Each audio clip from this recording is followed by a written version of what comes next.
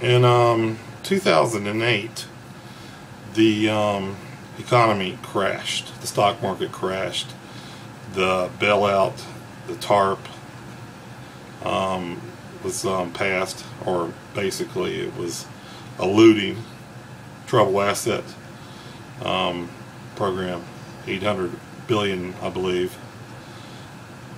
And from then on, at that point, I realized our economy was in serious trouble. And I'd also started becoming familiar with peak oil, the theory of peak oil. And I basically thought that industrial civilization, as we know it, is over. And I figured for the last 2.5 years, it's been over. You know, we are going to collapse. Things are going to get really bad. And I was pragmatic about it. That's just the way it is. That's life.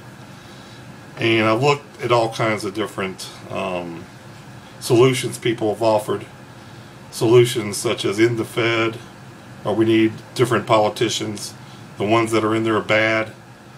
You know, or we need a different monetary system. We need to go back onto the gold standard, or something backed by precious metals. And I've seen all kinds of solutions. And, you know, at best, they're a minor solution. The current system, capitalism, free market, is sick. It's got cancer. And they just want to, you know, do some surgery like a surgeon and cut out the tumor. But the system is sick.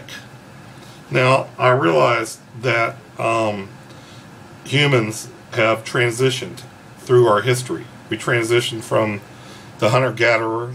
We transitioned to the agriculture stage of development. We went from there to city-states, and then to kingdoms, and then to empire, the Roman Empire. That went on, I don't know, some 800 years. Then after the collapse of the Roman Empire, the system was feudalism. Barons, minor kings, peasants, serfs, in a feudalistic system. And that lasted for a while till we transitioned, thanks to the likes of like Adam Smith and his Wealth of Nations and revolutions in the United States and in France, to our present system, capitalistic free market system. And that system has run its course. It's run its course. You know, you can't fix it. We need to transition to a new system. What will that new system be? I've looked at all kinds of possibilities, and I'm not going to go into them. There's some things, MMT, modern monetary theory, blah, blah, blah. The only system that I think that has a chance of working is the resource-based economy. And as I've studied this, you know, it's not guaranteed. This isn't guaranteed. But one thing that occurred to me about this is that it's one of the first things I've come across. The Venus Project is one of those things that's bigger than oneself. You know, it's not self-indulgent. You are working, whoever's involved in this is working for something for all of humanity. And that's what's so exciting to me about this. In a way, it almost seems like an adventure.